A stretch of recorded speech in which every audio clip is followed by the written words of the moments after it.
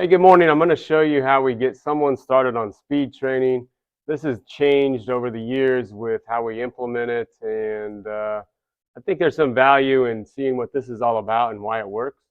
Now, you got to earn speed training here, meaning that if you got rehab areas when you come in, you're probably going to spend some time rehabbing a shoulder or elbow or back before we have you swinging like a maniac. So, let's say you don't have any rehab areas and you're on a pretty good fitness plan. The other prerequisite is, is your hip mobility acceptable? If not, we got to work on that before you do speed. Is T-spine mobility, thoracic mobility, the shoulder mobility, is that acceptable? If not, we got to work on that. And and then strength, like if you've been doing, Dr. Carlin popped in. He's been doing strength training for years. He's strong. He doesn't have any rehab areas. He's fit. We started with him with speed right away. And some guys come in, they're ready to do speed, but they got problems. They never work out, and so it's hard to just like jump into speed training without some prerequisites because it's tough on you. So I always start people with some wedges, with a speed assessment. But let's say no rehab, pretty good mobility. You got a fitness plan. Your lower body strong, core strong, upper body strong. You're ready for speed training at Florida Physio. This is how we do the assessment. I have them hit, a band warm up, a solid warm up. Have them hit about 10 wedges. Ta-da-da. Just to get loose. Hit a few more before that. Make sure I wasn't shanking it when I turn the record button.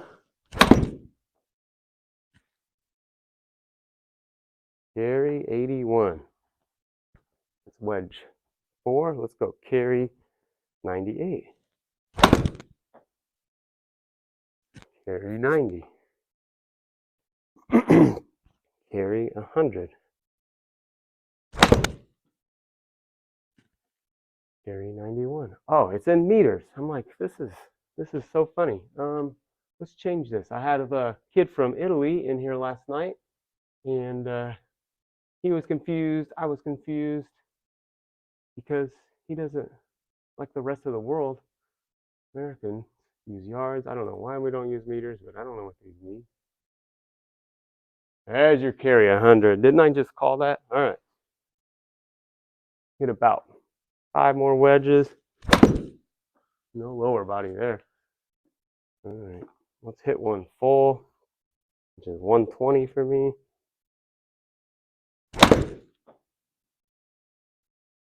Hmm.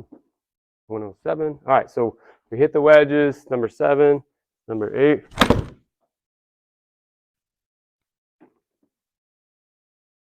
Hard to believe.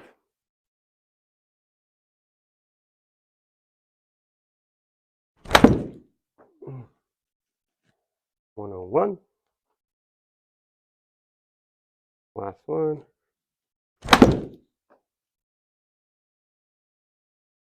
$105. Then I have them go to 7 iron. 20 miles an hour difference between 7 iron and driver on a PGA Tour player. We get some 7 iron spins. We got to throw these stickers on the face to get an idea of what 7 iron's doing. The reflective stickers give us pretty accurate data. It's 2023. It always amazes me how people come in and think that the yardage is wrong. There's no way this thing is right. These devices, the reason they're all over the range on a tour event, they are pretty dang accurate. And I've even heard indoors to the half yard for a GC quad. Outdoors, just got to factor in weather. But this tells you what you carry it.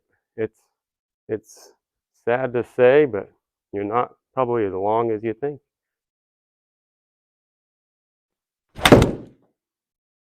We'll hit 10 7 irons. So speed was 90. That'd be 110 with the driver.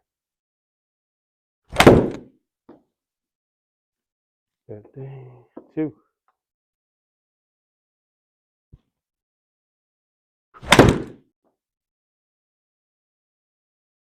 That's about right, 65 to 75 on this club.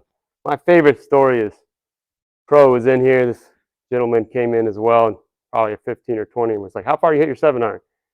And the pro, he sounded arrogant, but it was really a good point. He said, "How far do you want me to hit it?" And what he was really trying to say is, I can pump it to 190, or I can knock it down to 140, but I want to hit it 170. And so people that just pick like one yardage, stock yardage, is a little challenge. You need to know your dispersions front to back, left to right as well. That helps. Know that if I miss this, I'll still cover the bunker. If I flush it, it's not going to go over the green. Knowing the range of clubs is always good.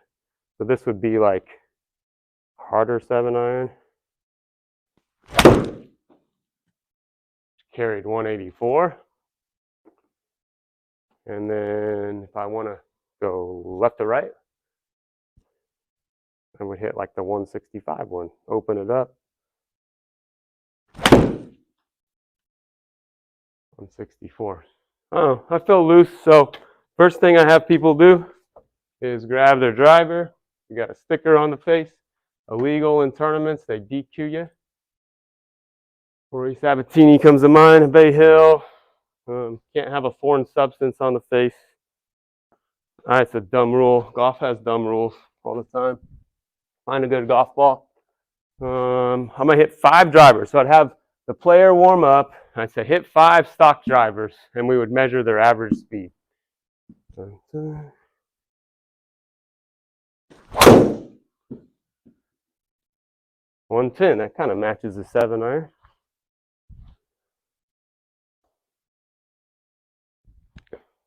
.110.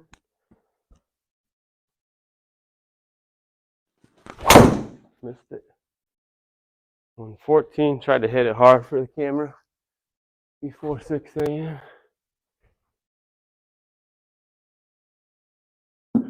Oh boy. 2 more. Driver average 112 right now.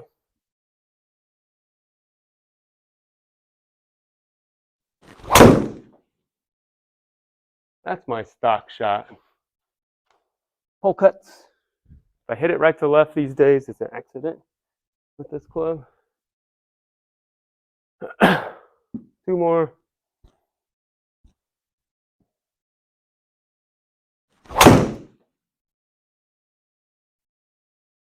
114, 114, 114.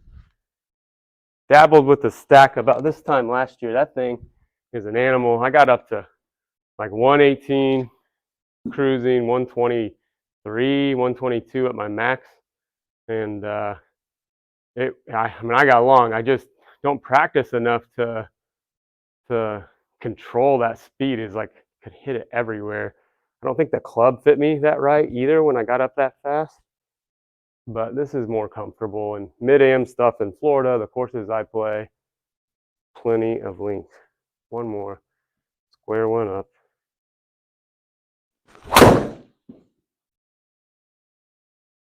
.287, 113.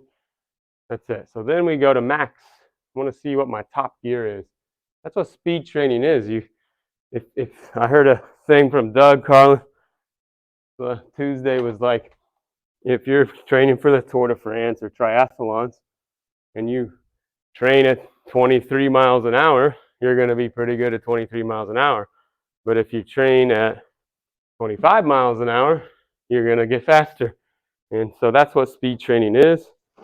Because we can control variables really well, I use speed sticks to do the assessment. I really like the stack system, but I kind of like to individualize things in the beginning, especially if we're coming out of a rehab situation. This is a speed sheet. And we put today's date, measure their average club head speed cruising, and then we get their max speeds, and then we just go through like 3 to 5 swings, nothing crazy, of each club, write down their fastest of each. It's kind of a motivator to get that data and go from there. So this would be overspeed training assessment. Yellow club, 6 inches in front of the radar at ball position. 1, 136, 2, 138, 137. So I would have them take a rest break. A minute is long for people, but you probably need a little more than that. I'm just going to rip through these for time. So I'd write down, I think it was 138 or 137 on there for yellow. And then I would do green. I expect it to be pretty close to that. 37, 33, 36, minute, minute and a half, 2-minute rest break. I'm not training muscles necessarily, I'm training my nervous system to like react. And the nervous system will get accustomed to these lighter sticks. This one's about the same as my driver, red's heavier, and it will get faster. So blue 3 times. Ooh, slow, 19. 117, so losing width, I think. Turn. Or I get 131. Might have that player do a couple more to make sure that was validated. Something within 3 miles of that. Red after a rest break. This thing's a hammer. So heavy. Overload. Underspeed in a sense. 18. Slow. 119. I always go back, have them go back to the lightest club, and everyone picks up, whoa, that feels light. Kind of like kicking off a ring on a bat in the batter circle. The bat feels light. Not used to doing this and talking.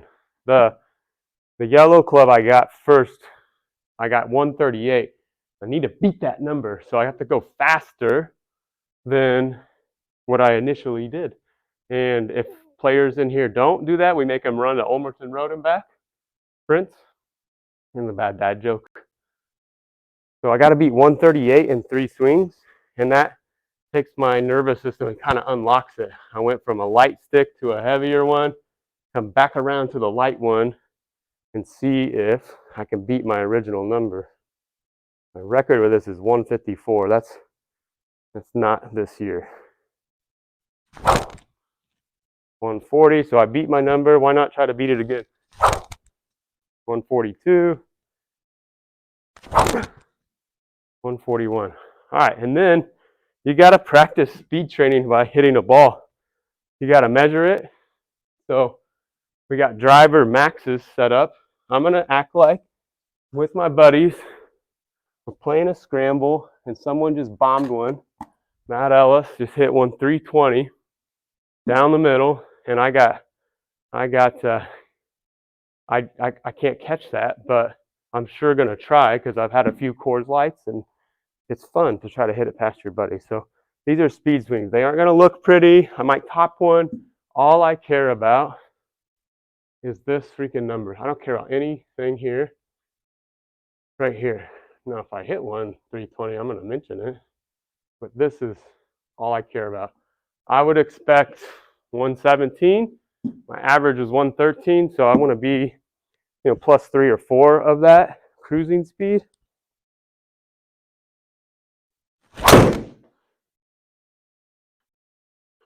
Did not catch the speed. Get a redo. Too bad. I was hit. 300 carry. Got ball speed on the deal 172. No club speed. It was too fast. 118. So I'm training my body to get comfortable at 115, 16, 17, 18, 19, 20. Get 4 more to get my average of my max speeds.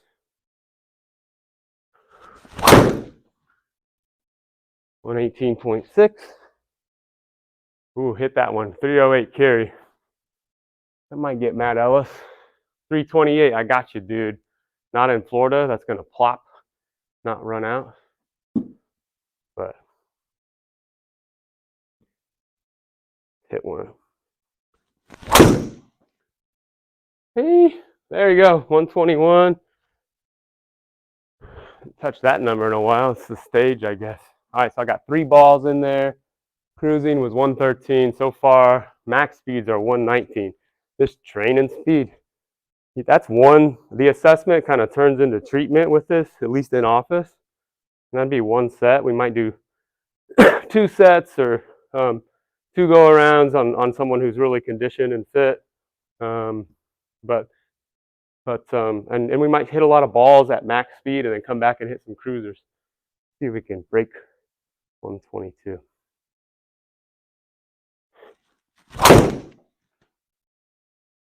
Nope, doesn't look pretty. But I just want to train my body to react, act, react, react, react. 291 carry. Don't care where it goes, just the speed. Hit one, last one. 120. So we average 119.6. We would write that on our speed sheet. Pre-speed training 113, after speed training 119.6 for max swings. And so my 100% swings have, let's just round it for a 7-mile-an-hour difference between my cruising speed. So I'm going to feel pretty comfortable at 113, 114. I feel like I'm probably 80-90% of what I'm doing. So if you raise your max, continue to raise your max speed, you get comfortable at those 4th gear speeds in a sense. So simply put, if you don't have pain, you got good mobility, you've been doing strength work for 6, 7, 8 weeks, you can probably start some speed training, at least in here with us, and your max speed, your 5th gear speed will definitely dictate what your cruising speed is on the course. And then for the sake of kind of recalibrating and swinging like an idiot, I'll go back to like my stock driver. This would be number 1 at Pasadena. Can't hit it left, can't hit it right. You just got to step up and hit one. And it's a tight one.